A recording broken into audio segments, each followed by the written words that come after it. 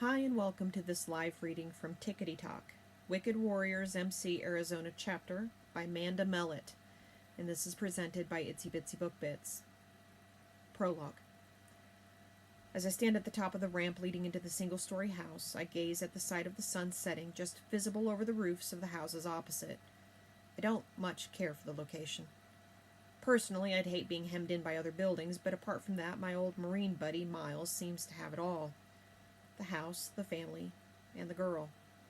Of course, what he hasn't got probably balances it out in my favor. Despite that, some effort is needed on my part to make the visits to keep in touch. It still hurts to see what I missed out on. Turning at the wishing sound behind me, I see Miles rolling his wheelchair out of the widened front door. When his wistful gaze lands on my bike, it's not hard to see him longing for the freedom it represents. You sure you don't want to stay the night? Won't take but a moment for Jolene to make up a bed. Suppressing my shudder, I shake my head. In a few moments, I'll be throwing my leg over the seat of my bike. Shortly after, I'll be feeling the wind in my hair and seeing the pavement go by beneath my wheels. Guilt has me mumbling something about having to get back to the club and not mentioning that I need to escape the atmosphere around here. A few hours, and it's already stifling. Miles and I had served together, him signing up for one tour more than I. Though it was done without an ounce of premonition, the fact is, had I put my name on that dotted line just like he had done, I might not be alive. Miles was the only survivor of the IED that took his transport out, and sometimes I believe he'd prefer to have died. As well as his physical injuries, he wrongly blames himself that the rest of his team didn't survive. It's one of the reasons I make this annual visit to see him. Maybe I come because I share that survivor's guilt. I'd gotten out in time. She'd have been better off with you. His voice catches as he expresses the thought on the topic I'd hoped we'd continue to avoid until I'd ridden out of sight. She's the reason. I have to prepare before I come to see him, gritting my teeth and swallowing my anger before I come darkening his door. Now he's brought it up, and I can only hope I find the right words to reply. I wave my hand dismissively, wishing to shut this discussion down. Long time ago, man. In the early days, it had been hard to continue a friendship with him, but, like many things, time had deadened the hurt, and gradually it mostly got swept under the rug. No blame could ever have been attached to him, but seeing him with her was always difficult. Miles, though, isn't going to let the matter drop. She's going to leave me. Having picked up that impression, I don't respond. I'd stayed with them for a day, and if any fool could see it wasn't marital bliss. To be honest, it had been obvious for a while. I give her credit, though, for not immediately walking away. Jolene had at least stayed with the broken man out of a sense of duty, proving she had some loyalty after all. Miles gives me a moment, then says, "She made a mistake, and she knows it. Look, Liam, if you want to rekindle..." I cut him off. "A relationship with the woman who dropped me like a hotcake impossible to consider. It's too late now. That ship has passed. And that's if it ever left port in the first place. Or if it had, it had only been my feet on the gangway. She had stayed with hers on solid ground." Turning to face him, I give him one more. "If what we'd had been worth anything, she wouldn't have left my side."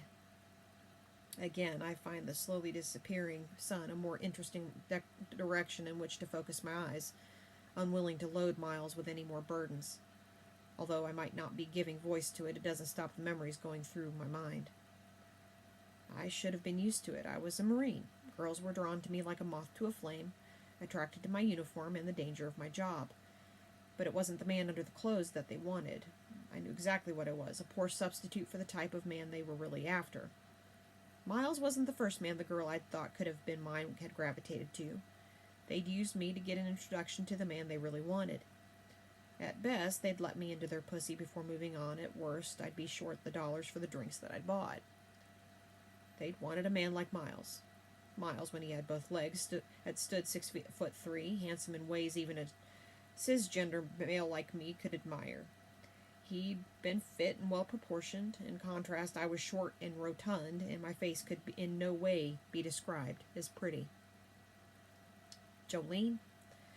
Well, I thought she was different, and it certainly went more than a few drinks. I'd gotten lucky. After a couple of weeks of dating, I thought I'd found one who would stick.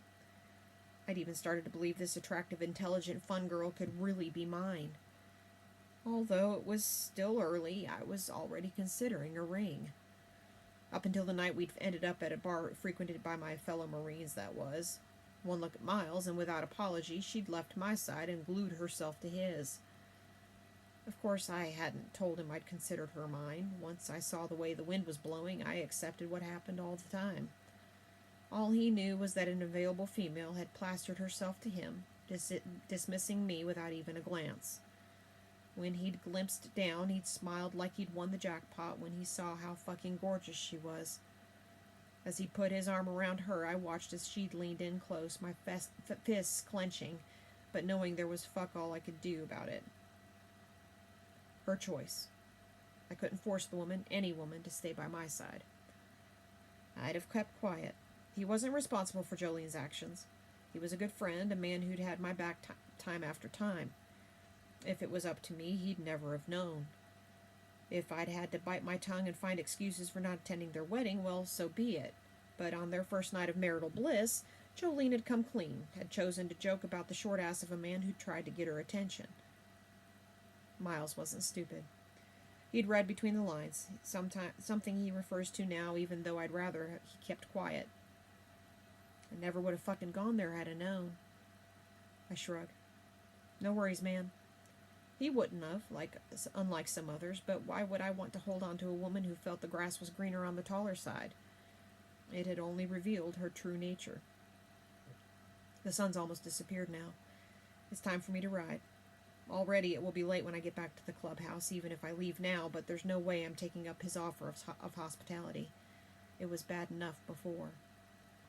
Sure, I've read the signs. I know Jolene's now looking for a way out, and even if it might be with Miles's blessing, I'm never going to settle for being second best, a consolation prize. I'd rather never have an old lady, not if she wasn't going to choose me first. As I reached down to pick up my saddlebags, he again glances toward my bike with a look of envy. It was good to see you, Liam. You'll be back this way soon? Hopefully in a few months. I jerked my head back to the house behind me. Let me know. How can I ask him to let me know when the inevitable happens and his wife leaves him all alone? I start again. Keep in touch, man.